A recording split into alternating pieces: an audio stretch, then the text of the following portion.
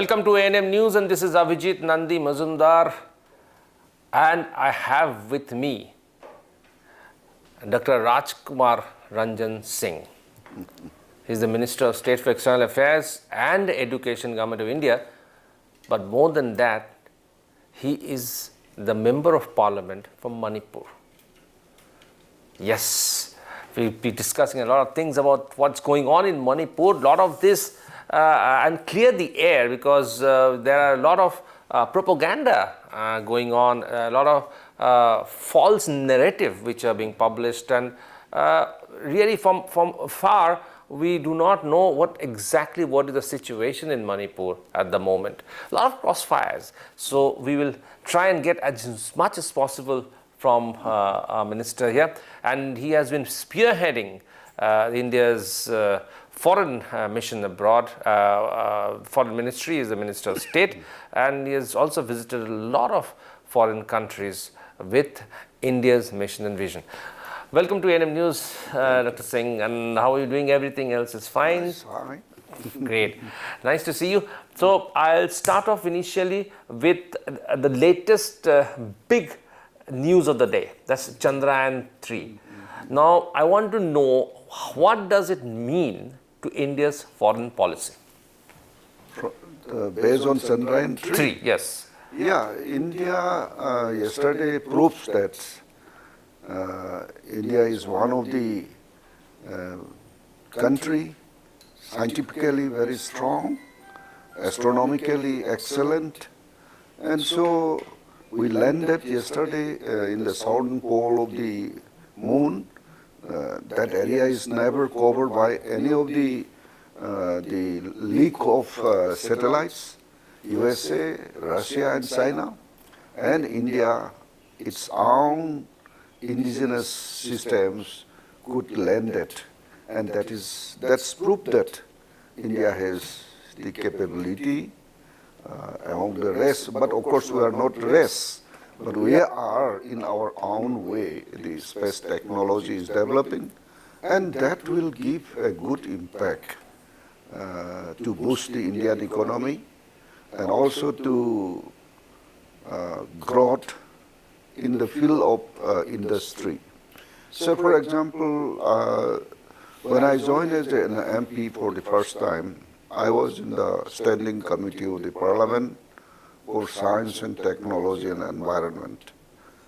Through that standing committee, I have a chance to visit all the space research stations based in South. And earlier I also thought that India, how can we afford huge amount on the space, whereas the common minimum infrastructures was not to the level, and we could not deliver to the people as a democratic country. But of course, it has a lot of impact also. Earlier I thought that, just I mentioned it, then, in a common sense, not a spaceman or space scientist, as a common man, I thought that after seeing the space station and their research, say for example in fuel, in our the normal way of the journey, my car, if fuel is less, we can go to the fueling station. But in the space, through a distance of many light years, there is no the refueling station. But the once filling with that fuel, how it will reach to that with a high speed and high energies. So, space scientists is doing research on the fuel, and then I thought that this is only for space. But ultimately, after some times I saw in the petrol pump extra miles, and that the technology and the finding of the research is transferred to the industry, and that is promoted to the commuters and transporters with less the carbon monoxide to the atmosphere. And more environment friendly. More environment friendly, and a small quantity of oil moving for a distance. Huge distance. And that is one. And number two also, I thought that in the space, they told me that color coding. So when the space is moving in a high speed with the frictions of the atmospheric layers, the heating is quick and the burning down, blasting is one of the major problems, as I was conceived with hearing the stories. Then they are doing the fireproof coats color. That also I thought that why this is only for space. But now that after research, the technology is transferred to the industry. Industry has produced the fireproof colors using in our the dwelling house. And this is the simple example I am giving. So doing the research on the space, we have a good benefit given to particularly in the communication system and also the aerial mapping and prediction of weather and prediction of crop diseases, soil, minerals, and even in the deep oceans mineral also it can be traced out through the satellite and remote sensing, and these are benefits that the people will, to the common man. common man and to the people of India, to the country as a whole, and it's boosts up the economy of the country. Absolutely. So, as a foreign minister, as a junior foreign minister, have you received? You must have a lot of countries and a lot of ambassadors and foreign missions must have spoken to you about India's progress in the space sector. So, how do you feel? Where do we stand now, vis-a-vis? Because we are the only fourth country to go into the southern post pole of Moon. Yeah. Before landing the Chandrayaan 3 to the moon, our space, the ISRO has developed a lot, and many of our friendly countries are technologically, we are helping them. For example, the small Pacific island and some of the friendly countries, we are sharing the technology. We are allowing them to develop their weather station and remote sensing. Say, for example, Nauru, the smallest island country, they have a lot of rock phosphate. And the first mining was over. Now secondary mining, they continue. And they train to us in our ISRO for remote sensing and the depth analysis underground to assess the deposit. So after training, they could conduct the survey of the underground deposit, the secondary mining, how much of quantum is there and how much of investment there. So these are some of the examinations. The example I'm giving, it gives a good relation and technology transfer and confidence to India is built up through this technology, space technology. So this has been a huge quantum jump. One of the examples. And so through this mission success, ISRO has been helping. I mean, our country's foreign policy and as well as helping the younger nations, much and friendly nations, inspiring younger generations also in this field. That's a huge. In this Chandrayaan, there are 4 Manipuris.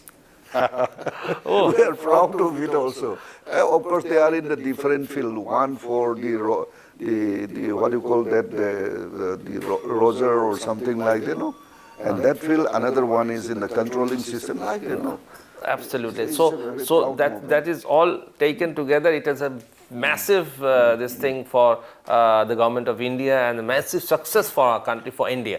So moving on from there. No, not only that.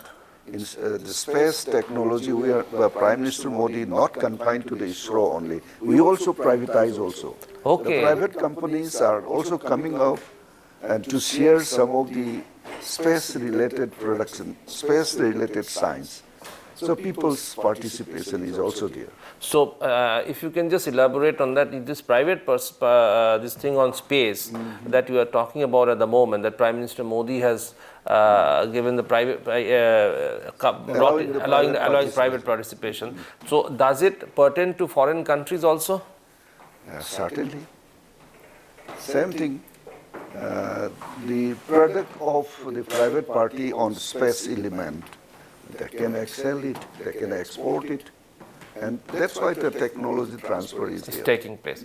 So now you have been the Minister of State for External Affairs for quite some time. Now the election is knocking at the door, and you have visited several countries. So what satisfaction? Where do you think you are really satisfied? You are very happy, and how do you rate your own performance? At the beginning, I thought that external affairs, I never imagined that kind of portfolio will be given coming from the Northeast and past-time MP.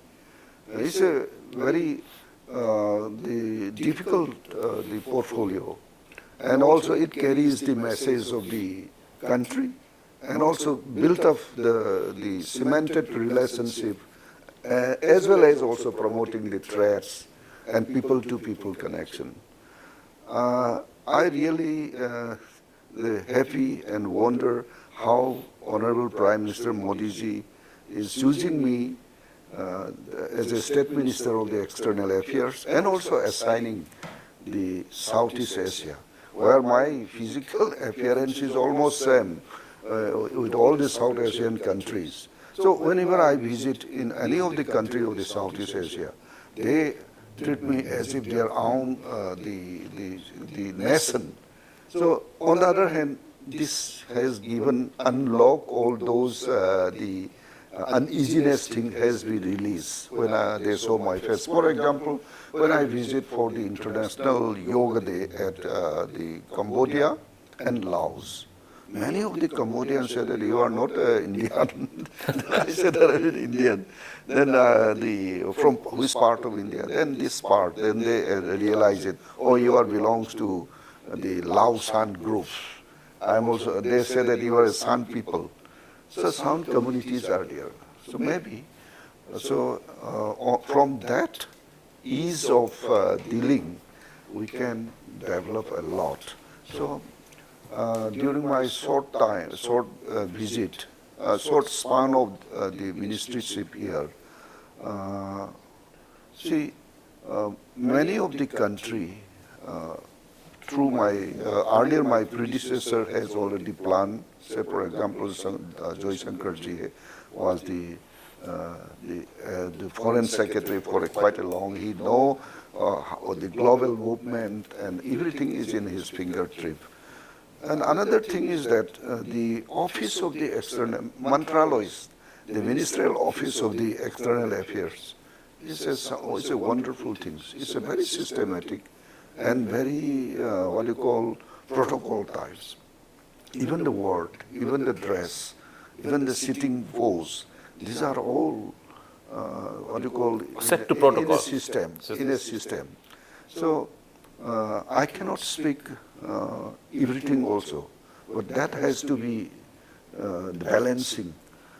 And also before visiting to that particular country, I have to know what kind of language, what kind of the culture, and background knowledge. Background knowledge has to so be there. the areas that you looked after, that the countries that you went, especially Southeast Asia, so India's relation with Southeast Asia has improved over in your time. That's what you're saying. Yeah, but see, not only they improve, make it revibrant. Okay. India and Southeast Asia has a historical relation. One is the Buddhist link, and another one is the Hindu link or Ramayana Mahabharata link. And the Cholas dynasty of the Deccan. All the Indian origins are from this. And even the language, even the culture is still maintained. So that's the whole Southeast Asia. It seems to be extended portion of the Indian subcontinent culturally and religiously. I want to say like this. Okay. And coming to the other department, the Education Ministry. So what has been your primary aim in the Education Ministry? Since my career started from the beginning as a educationist, and I have a lot of interest also, but you know education is a vast subject, and this is also another crucial minister. Whole of our citizen has to be trained in tune with the changing circumstances and complexities of the world.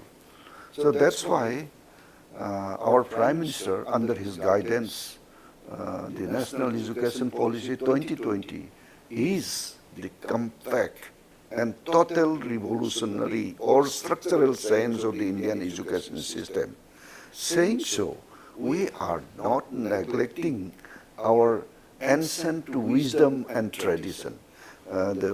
Particularly in this, the National Education Policy, we make revibrant of our ancient system. For example, Nalanda, Takshashila, many the prominent the universities was there 5,000 years ago, 2,000 years ago. So based on that wisdoms and philosophy and the way of learning, combined with the modern technology and digital format and the changing circumstances, this is the combination of ancient and the changing world. So we are hopefully, and we have a full confidence that under this national education policy, our youths, whenever they pass on through this system, they are ready for the 21st century. They are competent for to do any job, and we are built up their mindset with the critical thinkings, and also United Nations Common Development, the National Development Goals, the parameter also fit in this education. So when we talk about this education, the lot of opposition leaders mention that you are distorting history. How do you react to that? History? I beg your pardon? You are distorting history. You are not. You are only putting in people who are with your party ideology. You are making the students study them, whereas you are neglecting other important leaders. Perhaps the current national education policy 2020 is a non-biased the system of policy. Say for example, in the medieval periods of India, why the earlier policy is not covering the medieval periods, the dynasties who rule India and their contributions, their built up, their architecture, their historical innovation. Why? For the last more than 70 or 75 years, why that portion is left out? We are bringing that portion. So there is no left out to others.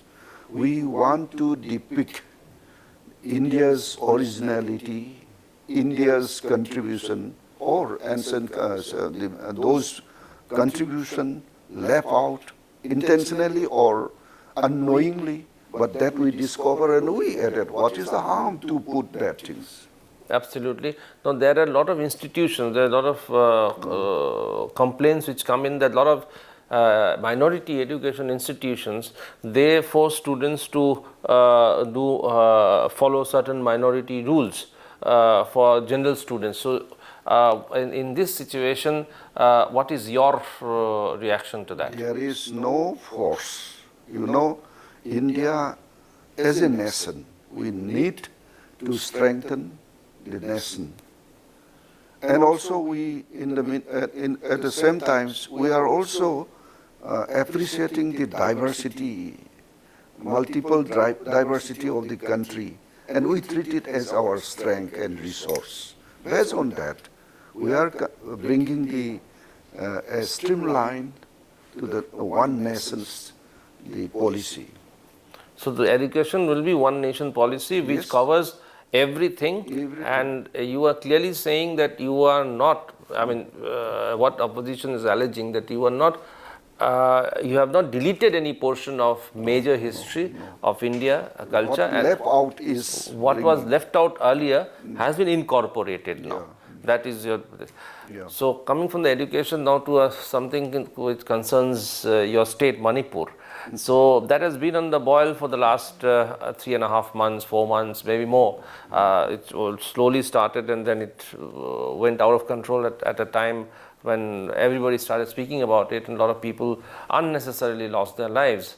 So what do you what is the basic? I mean, you're an MP, member of Parliament for Manipur, you have stayed there, what do you think is the basic problem?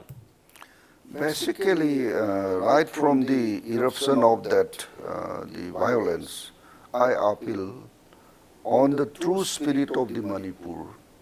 What is true spirit of Manipur?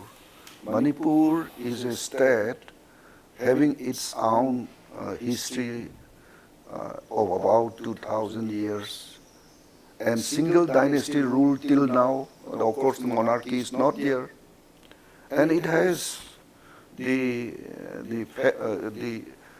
is recognized by the world for the the world famous polo. It was first play in Manipur. There are many backgrounds, and Manipur culture and civilization and even the language and heritage is the product of the composite multiple communities, ethnic communities. We have about 34, 35 ethnic communities. We were all symbiosis.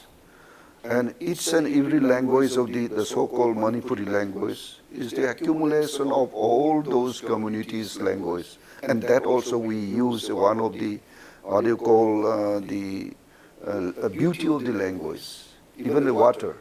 If you write it, the water in Manipuri language in the poetic forms, you will use some of the tribal language, ethnic language. It's a, what you call, I do not know in the language term. It's the stylish type of the wordings are used. So ultimately what happened? Basically, Manipur is the offshoot of the ancient Indian civilization, which link with the Southeast Asia. And that area was so peaceful during the king's time, having all the Vaishnavite, Ramanandi Dharma, and also the, what you call, Hindu Dharma. With all these things, our ancient tradition has been grown up. For example, Ras Leela. It was our ancient dance with the spiritual and theme of the philosophy of Radha and Krishna. Then it grows up to the classical form.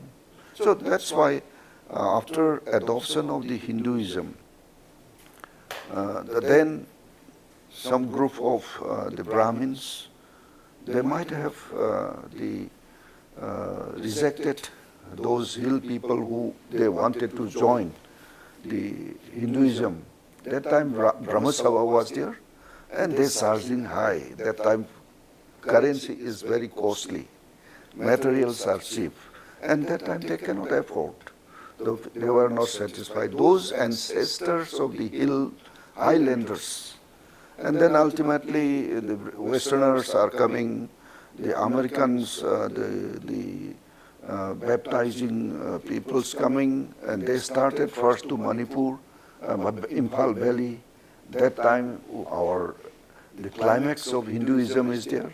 So no one was accepted except one, Mr. Ango, his name is. He is the cook of the American the Pettigrew. He spread, he convert the hill tribes peoples into Christian. Okay. So, so after that, the beliefs has different.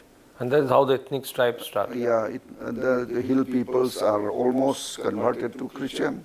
The valley are confined to the Hinduism, and some way of untouchability type of thing has evolved.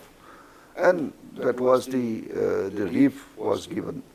And ultimately, when the British come, then again they separated the hill administration by the Darbar. Darbar is headed by the British, and the Maharaja is looking after the valley. And then when we joined to the Indian Union, again the constitutional provision, again following the what you call legacy of the British style, Hill Area Committee and the plain general people. So These are the basic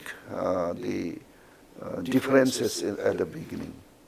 And ultimately what happened, the Maharaja of Manipur have a military alliance with the British, and when they occupied the control on forming of the British India, they occupied the Burma also.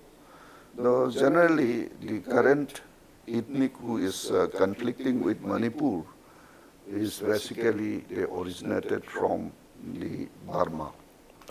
And they were allowed by the king on the request of the British to settle in Manipur, pass wave of those groups, and that we call it all Kuki. All means Purana. Okay. And they were all assimilated with the system and lifestyle and culture of Manipur. They are as if Manipuri, original Manipuri. Otherwise, Naga and Meiteis are the original settlers. And then they came it, then assimilated with us. We were so happily contributing each other and forming the modern Manipur. Then, of course, India got independent in 1947. Burma got in 1948. The the Prime Minister Unu was dethroned by General Nevin of Burma. General Nevin dethroned. The army rules was imposed, and then he ruled for about a decade. During that decade, ethnic lynching was there. Non-Burman groups were driven out. All the Indians, Tamils, Bengalis, and even Meiteis and Assamese were driven out from Burma. During that, 60 to 68 or 69 disparate. And that was the huge, the migrants were pushed to Indian soil. And that time, Punjabis, Bengalis, and only Tamil, some Tamil groups and some Punjabi groups are stationed in Tamu, More town, in the border town of the Manipur. So, along with that, many of the Kukisins were also driven out, and they settled it to Churasanpur. And the name Churasanpur, how it gives, there was no settlement at that time, only some Meiteis were settled in the Kurga Valley and others. Before the Kukis are settling to that place, the Meiteis are the settlers. The name itself is given after the visit of Surasan Maharaj.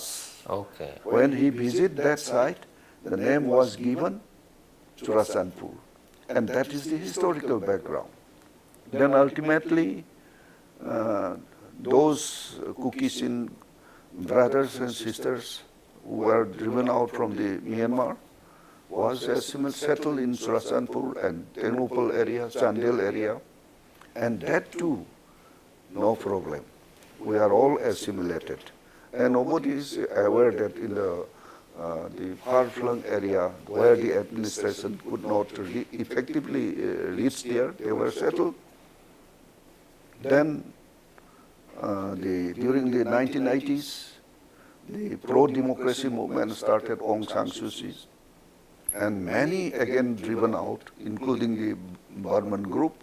Those Burman group were returned to their Myanmar, and some has changed their nationality, citizenship has changed to some other country. But those Kukisin brothers and sisters who were also driven out from that, other ethnic communities, Karen, Kasin, Sans, were also driven out. All those students who are involved in the pro-democracy movement, they rushed to us.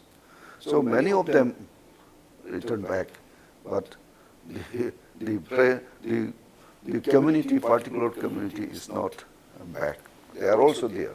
But up to that, the saturation level, I presume that the illegal migration saturation is already saturated. Then in 2020-21, again the Myanmar politics has again coup by the British army. And that time, against the military authority, and these groups, these ethnic groups, were attacked to the Myanmar army groups, and they operated and flash out. They were run inside it, inside India with all these sophisticated Arms and perhaps you might have seen in Chittagong and Chin Hills, they have their own the platform, they create, they train, everything is there, no? So that is the things. You know, Manipur geographically is a unit one unit. It cannot be separated. All are hills. More than 92% is a hilly terrains. Only remaining 8% is so-called plain. It's an intermountain plain. You cannot compare with the Ganga Basin or Brahmaputra Basin. It's a small hillock plain. In that plain, more than 60% of population is concentrated. And the remaining hill areas, 92% is the population percentage. Earlier it was only 35. And only when we know that the illegal migrations are outnumbering the original settlers, then the so-called major community like Meiteis and Naga, they feel they feel insecure in terms of land resource, in terms of economic, in terms of political rights. Then they have some psychosis of that. And in the meantime, the illegal immigration number is increasing. We are not blindly saying. If you see the 1971, 81, 91 census, there are certain areas where the population is unnatural, our growth rate, fertility rate is lower, but how the population is increased, that is another questionable. But recently, United Nations, UNHCR, they publish, because of the present political situations, the Sagang district of Myanmar, most of the ethnics were illegally entered to northeastern India, particularly Nagaland, Manipur and Mizoram, about 53,000 of population during the last 2-3 years. And it's proved that. And our land area is limited. Forest classification was done as early as 1933 during the Darbar Resolution, by the Darbar Resolution. And that when we are joining with the Indian Union, whatever Darbar resolve is in toto accepted by the government of India. And also new gazette was issued as early as 1960s. So there was no question of newly the conversion of reserve forest or protected forest. But that was not there. But of course, if we see politically, the previous government, they are not conscious on this issue. And there are many, the issues were involved. Because of the previous government, they are not looking, they are not far-sighted. They did not tackle the issue. Yeah. They just how they passed the times with some of the resolution made by them. Say, for example, in Kangmatombi and Kangpokpi, it's an area of assembly constituency is not reserved, it's a general. So in that area, what happened? There were about 5 Nagar Panchayat. Why the Congress government in the year 2012 or 14, they converted to Hill Area Committee? Even the More town, there was a small town committee. During that time, Meitei can be the commissioner, Punjabi, Tamil, and tribal peoples are also in the town committee member. But now once it is converted to ADC, it's only for tribal areas. So they dominated slowly, and they were driven out, all those peoples. So this kind of administrative the blunder creating all this problem. Not only that, creation of the 15th district is also another blunder that I do not like to explain. Blunder by the Congress government? Yes. Now tell me one thing, people say drugs are a free flow in Manipur coming from this is the part of the Golden Triangle, why has the government not been able to control drug trade in Manipur? Actually, in some of the publications by some journalists already mentioned that 10% of the Golden Triangle drugs was shifted to Northeast India. And also, earlier Northeast India, including Manipur, is a drug peddler's route. Now it's transformed into hub of drug manufacture. And for that, those illegal immigrants, their source of earning is the poppy plantations. And there was some economic intelligence also published 3-4 months ago. A huge amount was encased in the region, particularly Nagaland, Mizoram or Manipur. So from where source that money is coming and for what purpose it was engaged within the shortest possible time, whether that amount is used for poppy plantation or to the current ethnic violence. And these are some of the things which has to be critically observed and analyzed. So that is the part of the drug thing. So do you think the government has done enough to stop the drug menace? We need a strong policy. It should be policy-based, control system should be there. Of course, we have national level, the many narcotic bureaus, national bureaus, they have all the rules and regulation. Even then, in a specific state like Manipur, the state should have certain kind of policy. And that has to be, of course, they all are human beings. They have to be rehabilitated or transforming the poppy plantation to other economic plantation or value-added production should also be created. In the meantime, the illegal immigration should also be filtered. So you have a very porous border between Myanmar and India. So anybody and the terrain is very, very difficult. How do you control border human smuggling across the border? How do you control infiltration? That's why border management should be strengthened. And on the other hand, there are many agreements between India and Myanmar, and also international law provide that at least some about 16 kilometers in and out are permissible to move. And also they are the same ethnic community is a transboundary population issues. The same site is also the same ethnic community, this site also same ethnic community. They are intermarriages also culturally they are joining. So the main factor, what I assume is that the political environment of our neighboring country is not hospitable. On the other hand, India as a democratic country is a hospitable. Every citizen has every right constitutionally protected. So on the other hand, those sites are not properly the human rights or political rights or are not so conducive to the citizen. So they are pushed out from that area. And coming this side. We are calling, I think we are. You are inviting them over to because of the Indian democratic system. So one thing that I lastly want to ask you here, because a lot of people have heard a lot of theories about Manipur.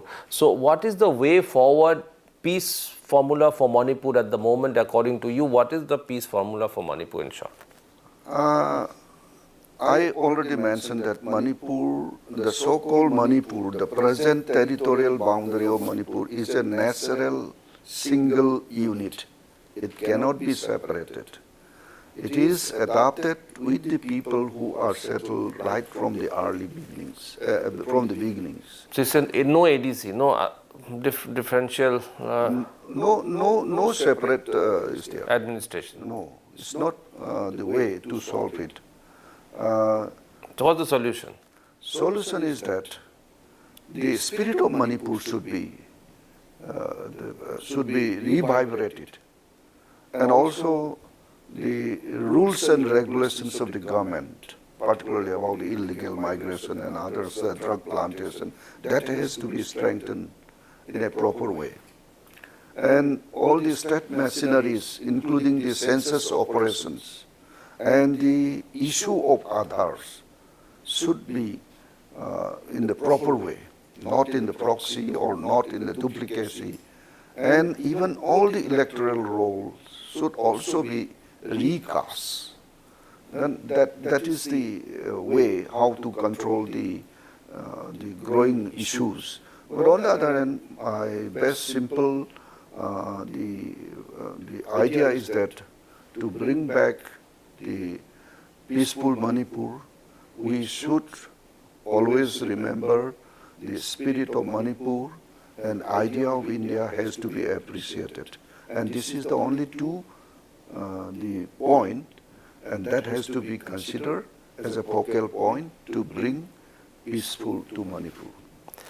Lastly, it was very unfortunate that your house was attacked and portion of it was burned down. You lost a lot of very important books and many other things.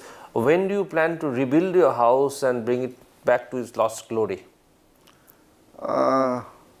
Yes, I feel emotion, the attack by the group of my communities. Perhaps they are politically biased or maybe jealous. One time, of course, I am not a seasoned politician. I just from my professional then joined to politics, and the people give the confidence with me, and with that confidence of the people, I participate in the Indian politics, and I participate at the national level. There are certain political parties who are biased. Particularly to me also. They thought that, oh, he is a mere registrar of the university, and how he comes to the ministerial level. That is their assumption. But I would like to appeal to all the people of Manipur. At least the people of Manipur, particularly the youths and politicians, should have the guts of self-respect. If the people who are in the politics and who are in the age group, if they do not have the self-respect among ourselves, then that is not the symptom of civilization. They should remember that.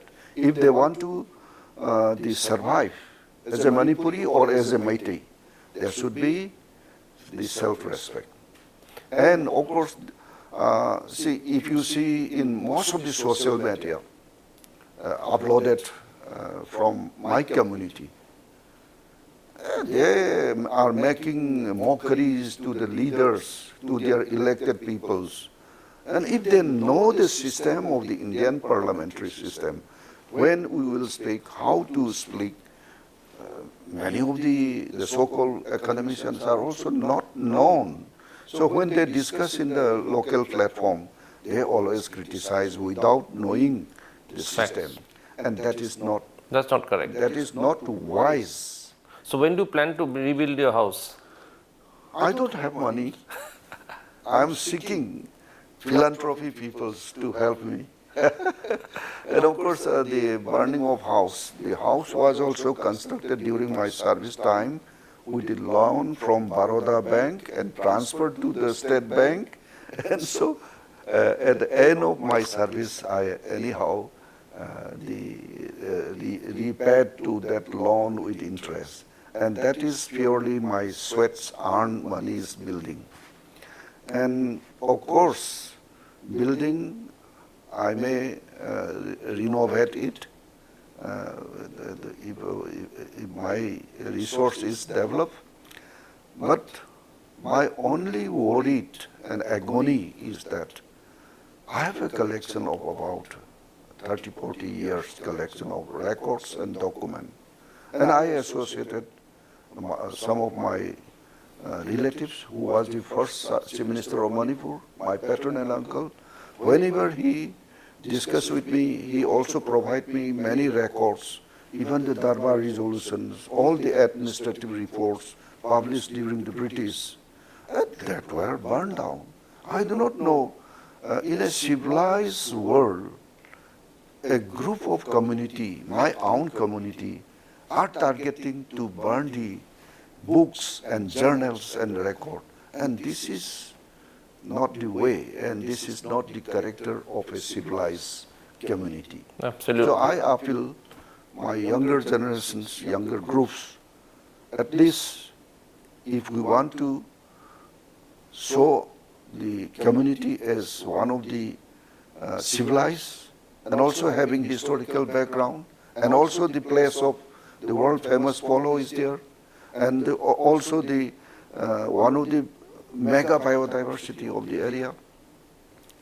So if we want to have and stand by our own food and participating with the empowerment of ourselves, book is compulsory, record is compulsory, journal is compulsory, reading is at most it should be done.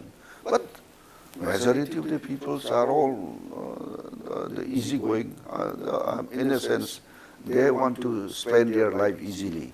I understand. So that's the mental agony that Rajkumar Ranjan Singh went through when his portion of his house was burned down. More than the portion of the house that was burned down, he is still distraught over the fact that very important books and archive materials were lost in the fire.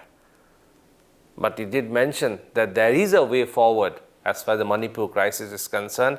There is a solution to the crisis.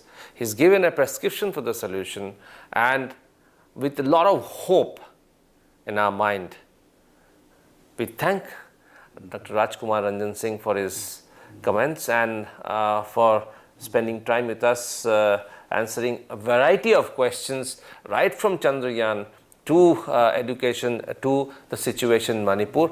And we really hope that everything comes back to normal, peace prevails in Manipur. Thank you very much, Professor Singh. Thank you very much for watching ANM News, and we will definitely come back with more such interesting interviews in future. Keep watching ANM News. Namaskar.